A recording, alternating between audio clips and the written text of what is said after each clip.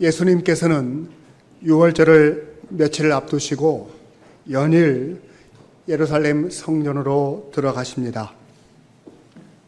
연일 성전에 들어가신 목적은 다른 데 있지 않습니다. 성전이 존재하는 본래의 의도대로 잘 운영되고 있는가, 모든 것이 제자리에서 제대로 작동되고 있는가를 살피기 위함이었고, 만약 그렇지 않으시면 다시 제자리로 돌이키시기 위함이었던 것입니다. 여러분, 성전, 하나님의 거룩한 집, 그 성전이 제대로 본래의 목적대로 제자리에서 작동되고 있다면 어떤 모습일까요? 성전의 가장 깊은 곳에는 지성소가 있습니다. 그 지성소에는 하나님의 법궤가, 그리고 그 위에는 하나님의 거룩한 임재가 항상 있는 곳입니다. 하나님의 거룩함과 하나님의 임재가 있는 지성소, 그리고 그 밖에는 성소가 있는데, 성소 안에는 등대와 떡상과 분향단이 있습니다. 제사장들이 매일 거기를 드나들며 등대에 불이 꺼지지 않도록 애를 쓰고, 그 떡상에는 떡을 진설하고, 그리고 분향단에 향을 피워야 했습니다. 등대는 빛으로 오신 예수님을 상징하는 것이고, 떡상 위에 12개의 진설된 떡은 12지파 이스라엘 백성들을 상징하는 것이고, 그리고 분향단에 피워지는 그 향은 그 백성들이 하나님 앞에 올려드리는 기도를 상징하는 것이었습니다. 그러니까 성소에는 예수 그리스도의 은혜와, 그리고 백성들이 하나님 앞에 올려드리는 기도로 점철되는 곳이 바로 성소인 것입니다. 성소 밖에는 유대인들의 뜰이 있고, 여인들의 뜰이 있고, 그리고 가장 밖에는 이방인들의 뜰이 있어서 전국 각지에서, 멀리는 저 외국에서 이방인들까지라도 하나님의 사죄의 은혜를 기대하는 사람들이 함께 모여서 하나님 앞에 제사 드리는 장면이 풍성하게 가득하게 채워지는 곳이 바로 성전입니다. 그러므로 성전은 하나님의 공의로우심이 작동되어지는 곳이고, 그러나 거기에 냉혹한 심판만 있는 곳이 아니라 간절히 회개하고 진심으로 용서를 바라는 자들의 간절함이 상달되어 자비와 긍휼과 용서가 충만한 곳이 바로 성전, 모든 것이 제자리에서 작동되는 성전이 바로 그러한 모습이어야 하는 것이었습니다. 그런데요, 예수님께서 가셔서 보신 성전은 어떠했습니까? 매매하는 자들로 가득하고, 돈 바꾸는 자들과 비둘기 파는 자들과 그저 자기 물건을 두고 성전 앞마당을 드나드는 사람들로 가득했던 것입니다. 더 가증스러운 것은 대제사장과 그리고 서기관들이 그들의 배후에서 자기들의 탐욕을 채우고자 그저 욕심으로 혈안이 되어 있는 그 모습을 예수님께서 보시고, 예수님은 강력하게 그들의 모습을 심판하신 내용들을 지난주에 함께 살펴보았습니다.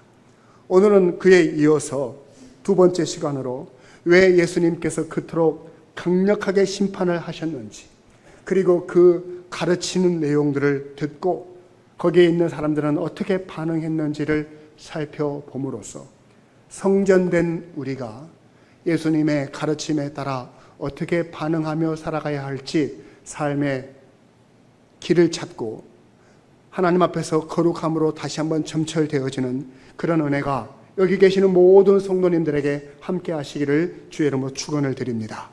우리 먼저 본문 17절 말씀 우리 크게 한번 읽겠습니다. 시작. 이에 가르쳐 이르시되 기록된 바 내 집은 만민이 기도하는 집이라 칭함을 받으리라고 하지 아니하였느냐. 너희는 강도의 소굴을 만들었도다 하시매. 예수님께서 성전에 들어가셔서 모든 것을 다 둘러보시고 매매하는 자들을 내쫓으시고요. 그리고 돈 바꾸는 사람들과 비둘기 파는 사람들의 책상과 의자를 다 둘러부시고요. 마음대로 드나드는 사람들의 길을 가로막으시는 이 모든 행동들이 그저 갑자기 분노가 끓어오르시고 감정이 폭발해서 즉흥적으로 하시는 행동이 아니었음을 말씀해 주시고 있는 내용입니다. 예수님은 겸손하신 분이십니다. 예수님은 온유하십니다. 그리고 그분의 모든 행동에는 당신의 뜻대로 하는 것이 아무것도 없으시고 오직 하나님의 뜻 가운데 행하시는 일이었습니다. 예수님께서 성전에 들어가셔서 아주 과격한 행동을 하신 것도 다 하나님의 뜻과 하나님의 섭리 속에서 이루어지는 일인데, 특별히 기록되어진 하나님의 말씀에 근거해서 거기 있는 사람들을 가르치실 목적으로 행동하셨다는 것입니다. 이것이 너무너무 중요한 얘기입니다. 여러분, 우리 인생에 되어지는 모든 일들, 우리가 경험하게 되어지는 모든 사건들이 그저 이루어지는 것이 아니고요, 하나님의 계획과 섭리 속에 있음을 믿으십니까? 오늘 여기 앉아 계시는 것이 여러분들 그냥 있어지는 일이 아니에요. 지난 주간에 어떤 사건과 사고들이 여러분의 삶 속에 있었습니까? 그리고 여러분들의 자녀들에게 어떤 일들이 발생하고 있습니까? 감기가 걸리고 길에 가다가 넘어지고 혹은 교통사고를 당하고 또 누가 승진을 하고 집안에 좋은 일이 있는 것, 그냥 되어지는 것이 아니고 하나님의 섭리 속에 있다는 거예요. 그리고 그 모든 문제들을 내가 어떻게 이해하고 깨달아야 하는가? 하나님의 말씀, 기록되어진 성경을 통해서 그것을 정답을 찾고 해결책을 찾는 것이 중요한 줄로 믿으실 수 있기를 주의 이름으로 축원을 드립니다. 오늘 강단에서 들려지는 말씀을 통해서 혹시 인생의 무거운 짐을 가지고 오신 분들, 또 풀리지 못하는 숙제를 가지고 오신 분들, 말씀을 통해서 답을 찾고 길을 찾는 우리 성도님들 되실 수 있기를 주의 이름으로 축원을 드립니다. 우리 특별히 사랑하는 자녀들을 위해서 우리 부모들의 기도가 깊으신데요, 우리 사랑하는 자녀들의 장래가 누구 손에 달려 있습니까? 하나님의 손에 달려 있잖아요. 그래서 시편 119편 9절 말씀에 보면 청년이 무엇으로 그 행실을 깨끗하게 하리이까? 주의 말씀만 따름이니이다. 여러분, 우리 자녀들의 장래가 부모들의 노력에 달려있지 않아요. 청년들의 패기에 달려있지 않아요. 하나님의 말씀에 등불 삼고 길을 삼고 진리를 삼는 자들에게 하나님께서 그 길을 지도하시고 인도해 주심을 믿으실 수 있기를 주의 이름으로 축원을 드립니다.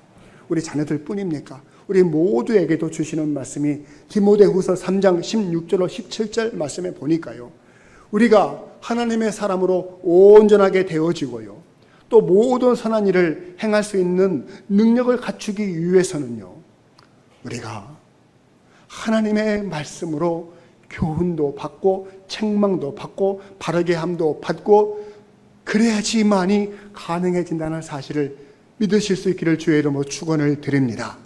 오늘도 강단에서 들려지는 하나님의 말씀을 통해서 내가 고칠 것이 무엇일까? 내가 바르게 할 것이 무엇일까?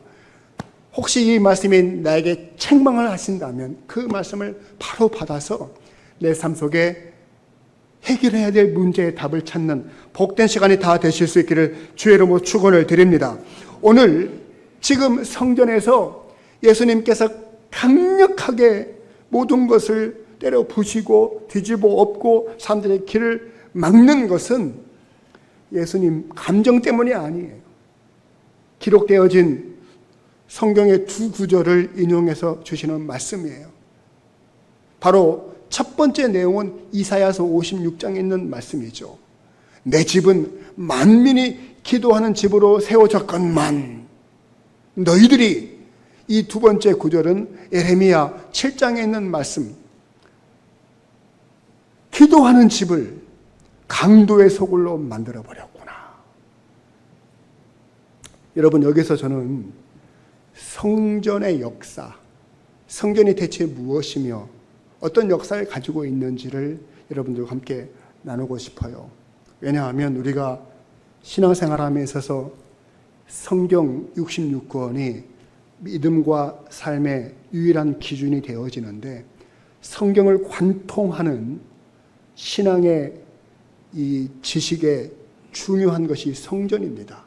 성전을 알지 못하면 우리 신앙은 무너지게 되어 있거든요. 그래서 제가 마치 이게 강의 시간이 되지 않을까 약간 조심스럽습니다만은, 그러나 우리가 덮어놓고 성경을 믿을 것이 아니고 펼쳐놓고 배우면서 성경을 믿자고요. 믿으면 아멘 하십시다. 그래서 창세기로부터 요한계시록까지 관통하고 있는 성전의 사상이 무엇인지 한번 잠시 살펴볼 텐데, 최초의 성전은 기원전 959년에 솔로몬 왕이 예루살렘 꼭대기에다가 처음 세웠어요. 누가요? 솔로몬 왕이. 언제? 기원전 959년에. 어디에다가? 예루살렘에다가. 왜 성전이 다른 데도 아니고 예루살렘 위에다가 지어졌을까? 그것은 창세기로 거슬러 올라가서 창세기 22장에 보면은요, 하나님께서 아브라함에게 네 아들 이삭을 내게 번제로 바치라 라고 했을 때, 아브라함이 경외하는 하나님 앞에 진실된 예배, 거룩한 예배를 드리기 위해서 제단을 쌓고 제단을 바쳤던 곳이 어디인가 하면 여호와의 산에서 준비되리라 했는데, 그 산의 이름이 모리아 산이었어요. 무슨 산? 모리아 산. 그 모리아 산은 이후로 하나님께 가장 거룩하고 준비된 예배를 드리는 장소로서 지정된 곳이 바로 모리아 산입니다. 이제 역사가 흐르고 세월이 흘러서 1000년의 세월이 흘러갑니다. 그리고는 이 이스라엘의 두 번째 왕이 다윗인데, 다윗이 하나님 앞에 성전을 세워드리고 싶은 마음이 생겨서 역대상 21장에 보면 터를 준비하기 위해서 금 600세겔을 들고 오르난이라고 하는 사람을 찾아가서 당신이 타작하는 이 넓은 마당을 내게 파시오. 왜요? 임금님, 왜요? 그랬더니 내가 이곳에다가 하나님의 집을 짓고 싶소. 그렇게 해서 터를 준비했는데, 하나님께서는 다윗의 손에는 피를 많이 묻혔기 때문에 거룩한 하나님의 집을 짓는 일을 허락하지 아니하시고, 그 성전 짓는 일은 그의 아들 솔로몬의 책임으로 넘겨지게 되어집니다. 그리고 역대하 3장 1절 말씀을 보시면, 솔로몬이 왕이 된 지 4년째 되던 해에 어디에다가?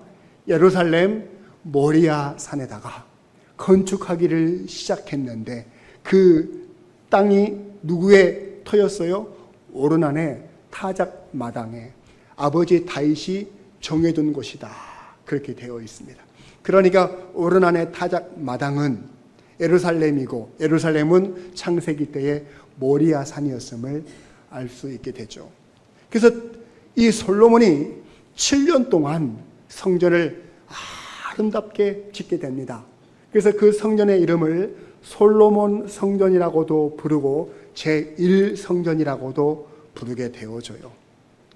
그런데요, 솔로몬이 하나님의 은혜를 많이 받고 이 성전을 지을 때만 해도 하나님 앞에서 경건과 거룩으로 살았던 사람인데, 왕권을 강화시키고자 머리에서 생각해낸 것이 주변의 왕들의 딸들과 내가 결혼하게 되어지면 내 힘이 더 강력하게 되지 않을까? 사방에서 부인들과 첩을 불러서 결혼하게 되어집니다. 그래서 사방에서 모여든 여자들이 몸만 온 게 아니고 자기들이 평소 섬겼던 그 지역의 신들과 우상들을 가지고 와요. 그래서 이 솔로몬의 궁전에는 사방에서 모인 이 종교, 이 우상들의 백화점이 돼버리고 맙니다. 아니, 거기서 그쳐야 될 텐데요. 솔로몬이 여자들에게 흠뻑 빠져가지고 어디까지 타락하게 되어지느냐. 하나님의 거룩한 이름이 높여질 성전에다가 그 우상들을 갖다가 세워놓기 시작하는 겁니다. 여러분 생각해 보세요. 최초의 성전을 누가 지었다고요? 솔로몬이 지었는데 100년, 200년 간 것도 아니에요. 솔로몬 당대 때부터 성전은 하나님 오직 그분만이 영광 받으실 그 성전이 우상들로 버글버글 되는 잡동사니가 돼버리고 타락해버리고 말아요. 하나님께서는 그 성전이 너무 불편하셨던 것입니다. 그래서 373년이 지난 기원전 586년에 저 바벨론의 느부갓네살이라고 하는 왕을 보내어 예루살렘을 완전히 도륙하고 그 중심에 있는 성전을 완전히 무너뜨리고 말아요. 그리고 예루살렘에 있는 사람들과 왕을 다 포로로 끌고 가게 되어집니다. 그래서 예루살렘 첫 번째 성전 솔로몬 성전은 완전히 무너지고 말게 돼요. 그리고 포로로 끌려간 지 70년 516년 다윗의 혈통 가운데 스룹바벨이라고 하는 사람을 하나님께서 세우셔가지고 다시 돌아오게 하시는데 무너졌던 예루살렘 성전을 다시 짓게 하십니다. 그래서 주변에 있는 나무들과 돌들을 캐내어서 성전을 짓게 되어지는데 그 두 번째 성전의 이름을 스룹바벨 성전 제2성전이라고 부르게 되어지는데요. 과거 솔로몬이 지었던 성전과 비교해보면 그 규모에서는 형편없이 작고 그 화려함에서는 초라하기가 짝이 없어요. 규모나 화려함이 작고 초라한 것은 두 번째 문제이고요. 더 심각한 문제는 솔로몬 성전에 있었던 하나님의 법궤, 지성소 안에 있던 그 법궤가 분실되어 두 번째 스룹바벨 성전에는 존재하지 않았다는 것입니다.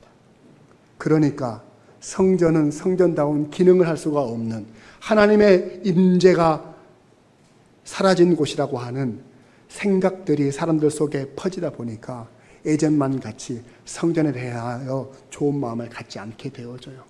사람들이 성전에 모이지를 않습니다. 그러면서 신앙의 양태가 좀 바뀌게 되어지죠.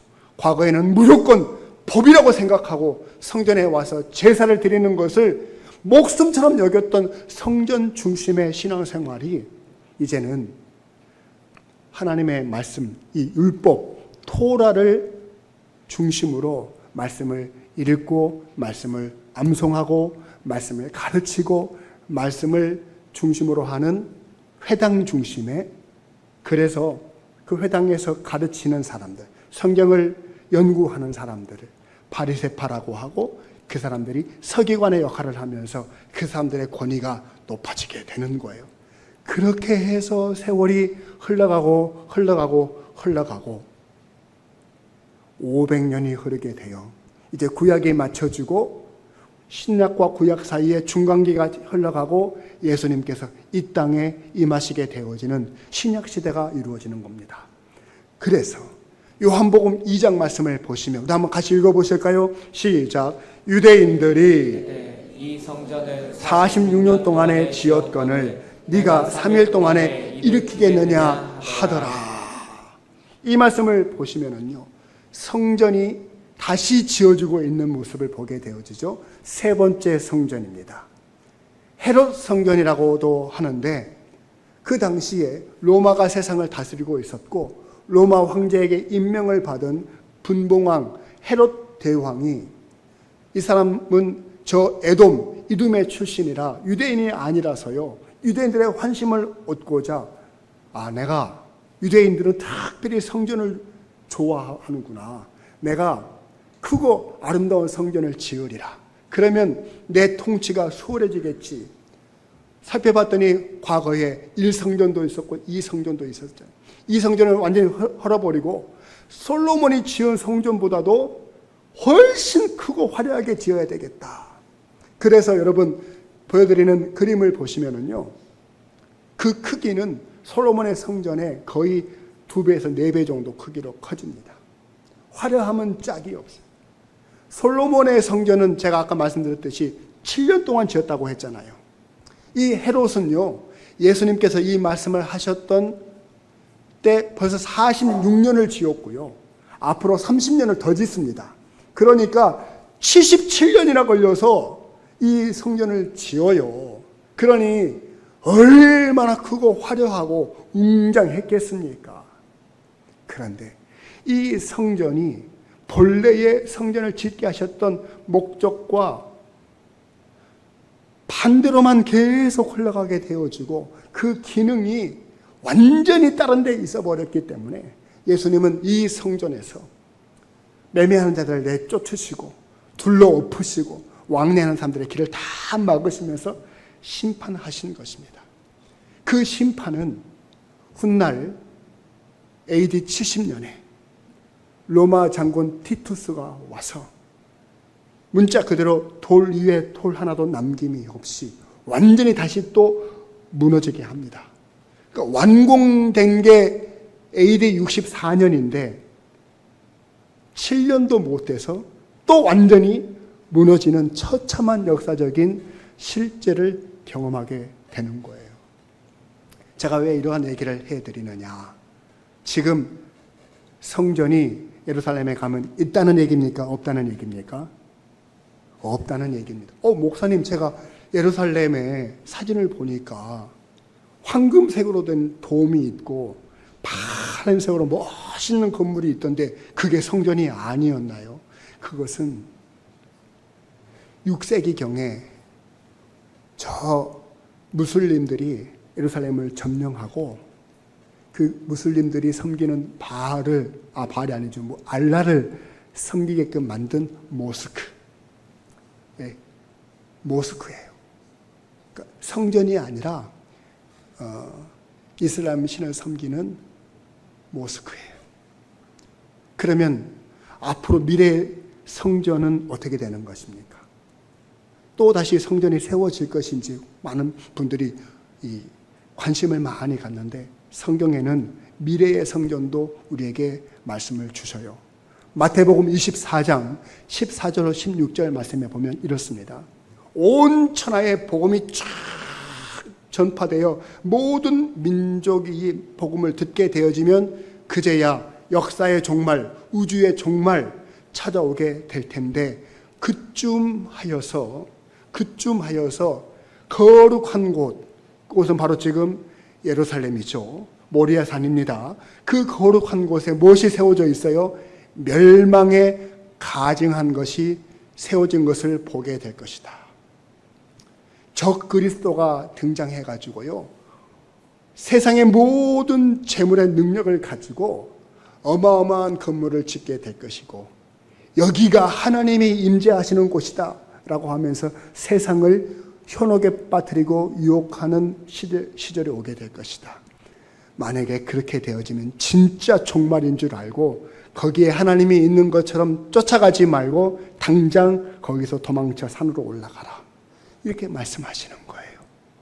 여러분, 제가 이런 말씀을 드리는 이유는 하나님의 영광과 구원의 역사는 건물에서 시작되고 건물에서 이루어지는 것이 아니라는 점을 말씀을 드리고자 하는 거예요. 아까 요한복음 2장 20절에서 뭐라고 했습니까? 46년 동안 성전이 지어져 왔는데 당신이 이 건물을 헐으라고 3일 만에 다시 세우겠다고 사람들이 깜짝 놀라면서 예수님한테 따지고 있는 얘기거든요. 예수님은 성전은, 건물로서의 성전은 내가 오기 전에는 잠시 필요했었고 유효했었다.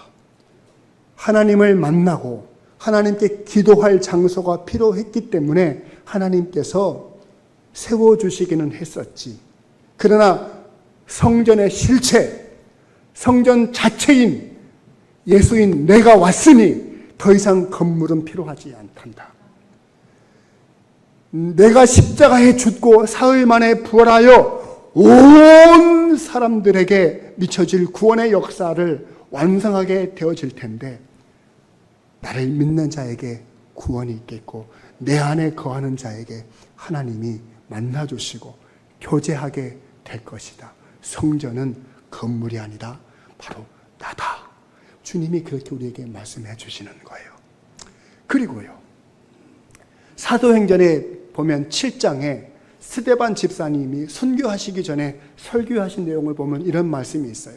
솔로몬이 저 옛날 집을 지었지만은 그 솔로몬 성전이 무너진 이유는 다른 데 있지 않다. 사람들이 솔로몬의 성전을 지금도 다시 회복하기를 기다리지만은 그 성전에 하나님이 계시는 것이 아니에요. 하나님은 사람이 손으로 지은 건물 속에 갇히시는 분이 아닙니다. 하늘이 다 하나님의 보좌이고 땅이 다 하나님의 발등상입니다. 발등상이라는 말은 이 툴이잖아요. 발을 딛고 있는 이 발등상인데, 하나님은 어느 사람이 만든 건물 속에서 역사하고 거기서 구원하시는 분이 아닙니다. 하나님은 어디에나 예수 안에서 구원받은 자들에게 함께 하시는 분이십니다. 예수님이 계시는 곳에 하나님이 계십니다. 그래서 사도 바울은 고린도전서 3장 16절로 17절 말씀에서 너희는 너희가 하나님의 성전인 것과 하나님의 성령이 너희 안에 계시는 것을 알지 못하느냐. 너희는 하나님의 성전을 더럽히면 하나님께서 그 성전과 성전을 더럽힌 자들을 멸하심과 같이 우리도 거룩을 잃어버리고 타락하게 되어지면 우리도 그러한 심판을 받게 될 것이다. 예수님이 포도나무가 되시고 우리는 그의 가지가 되어 그분과 연락하게 되어지면 우리에게 성령의 열매들이 맺어지는 것처럼 우리가 예수 안에 거하게 되어지고 예수님이 내 안에 계시고 성령님이 내 안에 계시게 되어지면 이곳이 내 마음이 내 몸이 성령의 전 곧 성전이 되는 줄로 믿으시면 아멘 하실 수 있기를 바랍니다. 이런 모든 내용들을 밝히 가르쳐 주시니까요, 예수님의 말씀을 듣고 많은 사람들이 놀라는 거예요. 그리고 깨닫게 되어지는 거예요. 여러분, 저와 여러분들이 성전됨을 확실히 믿는 자들은 아멘 하실 수 있기를 바랍니다. 어떻게 하면 내 성전을 깨끗하게 유지하고 거룩을 유지할 수 있을까요? 앞서 우리가 찬양을 불렀던 것과 같이 찬송가 420장에 보면 너 성결케 위해 늘 기도하며, 첫 번째, 기도해야 거룩함을 유지할 수가 있는 겁니다. 너 주 안에 있어 늘 성경 보고, 기록되어진 성경 말씀을 늘 묵상하고 이 말씀이 내가 믿는 것과 행동하는 것의 유일한 법칙이로구나 믿는 자들이 거룩함을 유지하게 되는 줄로 믿으실 수 있기를 바랍니다. 온 형제들 함께 늘 사귀면서, 혼자 신앙생활 열심히 할 수 있는 거 아닙니다. 혼자 열심히 밖에서 교회도 안 다니고 나는 예수 믿는 사람이야, 그거 불가능한 일인 것입니다. 형제들과 함께 주일날 함께 모여 예배 드리고 성도의 교제를 나누면서 나의 연약함을 깨닫고 나의 부족함을 채우시는 하나님의 은혜를 경험하게 되는 줄로 믿으시면 아멘 하실 수 있기를 바랍니다. 많은 사람들이 교회에서만 신앙생활하는 줄 알아요. 일하기 전마다 너 기도하라. 우리의 삶의 일터에서도 하나님의 성전인 것을 나타내며 복되게 살아가는 저와 여러분들 다 되실 수 있기를 주의 이름으로 축원을 드립니다. 우리 이제 마지막으로 본문 말씀 18절 같이 읽겠습니다. 시작. 제사장들과 서기관들이 듣고 예수를 어떻게 죽일까 하고 꾀하니 이는 무리가 다 그의 교훈을 놀랍게 여김으로 그를 두려워함이르라. 아멘. 예수님께서 성전은 이러한 곳이어야 하고 이렇게 성결함을 거룩함을 유지해야 한다, 쫙 가르쳐 말씀을 인용해서 설명해 주시니까요, 그 말씀을 가만히 듣고 가르침을 받던 사람들이 쫙 양분으로 갈리게 되어지는 겁니다. 어떤 사람들은 그 말씀을 듣고 놀랍게 여기고요, 두려운 마음이 생기게 되는 거예요. 또 한쪽에서는 저 예수 열받는다, 어떻게 저놈을 죽이지? 그런 사람들도 생기더라는 거예요. 예수님의 말씀을 받고 놀랍고 떨리는 사람들은 어떤 부류였을까요? 유월절을 맞이해서 법을 따라, 그래, 유월절이면 내가 예루살렘에 올라가서 준비한 예물로 하나님께 영광을 얻으리고 내 죄사함을 받아야지. 그리고서 전국 각지에서, 멀리 외국에서까지 찾아온 순례자들은 그 말을 듣고 이 떨리는 게 생기는 겁니다. 여지껏 대제사장들과 서기관들이 가르쳐 준 대로, 그래, 내가 유월절이면 반드시 내가 재물을 준비하고, 재물을 준비 못했으면 돈이라도 잔뜩 준비해가지고 성전에 가서 비싼 돈을 들여서 그 재물을 사가지고 하나님께 제사를 드려야 내 죄와 내 가족들의 죄가 용서받는다고 했는데, 예수님의 말씀을 들어보니까 폭삭소가수다. 내가 지금껏 저 대제사장들과 서기관들에게 속았구나. 이거를 깨닫게 된 겁니다.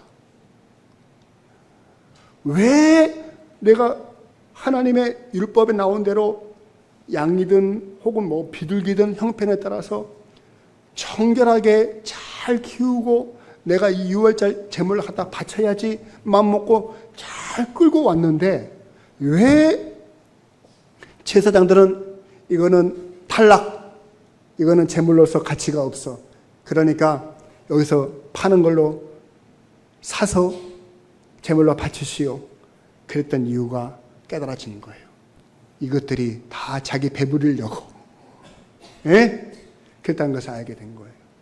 저 외국에서 온 사람들은요, 그때 당시 로마의 화폐가, 그 로마 화폐에는요, 우리나라의 이 동전에도 뭐가 새겨져 있어요? 이순신 장군이 새겨져 있나요? 맞아요? 예, 학도 새겨져 있고요. 그런데 그 당시 화폐에는 로마의 황제 가이사의 얼굴이 새겨져 있었거든요. 야, 로마의 황제 가이사의 얼굴이 새겨져 있는 화폐를 가지고 여기서 드리면 되겠어? 성전에서 사용하는 화폐로 교환을 해서 써야 된다. 그러니까 비싼 돈을 들여서 이자를 쳐가지고 화폐를 환전하는 사람들 생기고, 이게 다 뭐 때문이에요? 그 기득권을 가지고 있는 제사장들이 다 탐욕 때문에 자기 배를 불리기 위한 것이었음을 알게 되어진 거죠. 속았구나.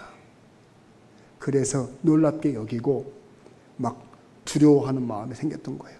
그러니까 민심들이 들끓었겠죠. 반면 그 모습을 지켜보고 있던 대제사장들은, 야, 예수 때문에 우리가 돈 벌 길이 사라졌구나. 저 예수의 말대로 백성들이 민심이 움직이기 시작하면 우리 권위가 땅에 떨어지겠구나. 그러면서 예수를 죽일 꾀를 짜냅니다. 당장은 못 죽이죠. 왜요? 사람들이 보고 있으니까요. 꾀를 짜내는데 가만히 보니까 예수의 제자 중에 자기들처럼 돈을 좋아하는 유시 집안에 가룟 유시가 있어. 가룟 유다. 제가 유시요. 유시가 좋은 건 아닌 것 같아요. 이 가룟 유다가요, 돈을 좋아하는 걸 알고, 야, 너그 선생 내가 은 30을 줄 테니까 우리한테 팔아 넘겨. 그래서 탐욕의 마음이 빼앗긴 이 유다를 배반하고 돈으로 삽니다. 그 밖에도 많은 사람들을 돈으로 사가지고 헛소문을 퍼뜨립니다. 가짜뉴스를 퍼뜨리는 거예요. 예수는 로마 황제에게 반역하는 정치범이다. 예수는 성전의 권위를 무너뜨리는 성전 모독죄를 지은 사람이다. 이 정치, 경제의 죄를 뒤집어 씌워가지고 결국에는 그들의 꾀가 예수님을 빌라도의 법정까지 끌고 가게 되어지는 거예요. 근데 그것이 다 놀랄 일은 아니에요. 예수님은 이미 알고 계셨고 그런 일들이 벌어질 것을 여러 차례 예고해 주셨다고 지금 전화가 오고 있는 거예요. 예, 한번 받아보세요. 그렇게 말씀하시는가.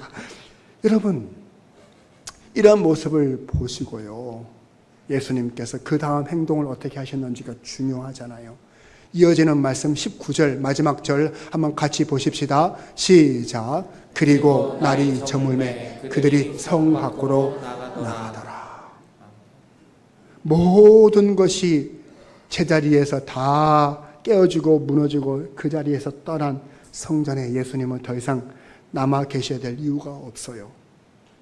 여기서 성 밖으로 나가셨다 했지만은요, 다른 평행 구절을 보니까 성을 떠나셨다 이렇게 말씀하십니다.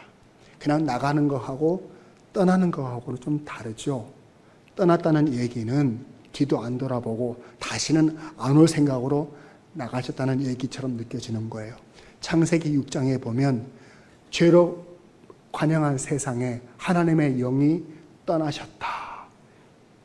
여러분, 예수님이 떠나면 끝나는 겁니다.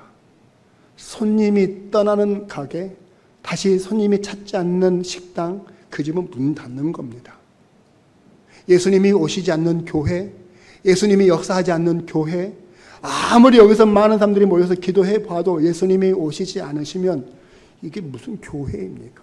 예수님이 오시지 않는 떠나버린 교회, 그 문 닫아야 하는 겁니다. 여러분의 인생 가운데 예수님이 떠나셨습니까? 여러분의 인생 끝나는 겁니다. 때가 언제라고요? 날이 저물매. 날이 저물면 어두워집니다. 어두움은 마귀가 역사하죠. 그러나 깨어있는 사람들은 예수님의 비유의 말씀처럼 등불을 들고 신랑이 언제 오실지 밝히고 있는 사람들, 영적으로 깨어있는 사람들, 믿음으로 깨어있는 사람들은 언제든지 신랑 되신 예수님을 맞이하게 되는 줄로 믿으실 수 있기를 바랍니다. 여러분들에게 묻겠어요. 여러분들이 예수님의 말씀처럼 성전이시래요. 성전에 예수님이 찾아오셔서 우리의 마음의 상태를 살피실 거예요. 제자리에 있는지, 제대로 작동하고 있는지, 경건과 거룩함으로 점철되어 있는지, 기도하고 말씀 보고 있는지, 주일마다 성도들과 함께 모여서 교제하고 있는지, 삶의 터전에서 일할 때마다 먼저 기도하면서 신앙생활을 바르게 하고 있는지 다 살펴보시고요. 그렇지 않으면 다 두들겨 부시고 뒤집어 엎고 결국에는 우리 삶 속에서 떠나신다는 거예요. 그런 사람들은 그저 내 욕심과 탐욕을 채우기 위해서 성전 인매, 나는 크리스찬 인매, 나는 그리스도인임에 하면서 형식적인 신앙생활만 하는 사람들은 예수님이 보시고 찾아오셔서 다 심판하신다는 거예요. 그리고 떠나신다는 겁니다. 그쪽 편에 서시겠습니까? 아니면 시편 23편 6절의 말씀과 같이 내 평생의 선하심과 인자하심이 반드시 나를 따르리니 내가 여호와의 집에 영원히 살리로다. 주님, 내 집을 성전 삼아 주님 오실 길을 마련해 싸우니 내게 찾아오셔서 나와 평생 함께하여 주옵소서. 나를 떠나지 마시고 주의 선하심과 인자하심으로 나를 보호 인도하여 주시옵소서. 내 마음을 성전 삼고 주님을 모시는 예수님의 신부로 사시겠습니까? 오늘도 주님 모시고 살아가는 거룩한 성전으로 마지막 때까지 승리하는 우리 모든 성도님들 다 되실 수 있기를 주의 이름으로 축원을 드립니다.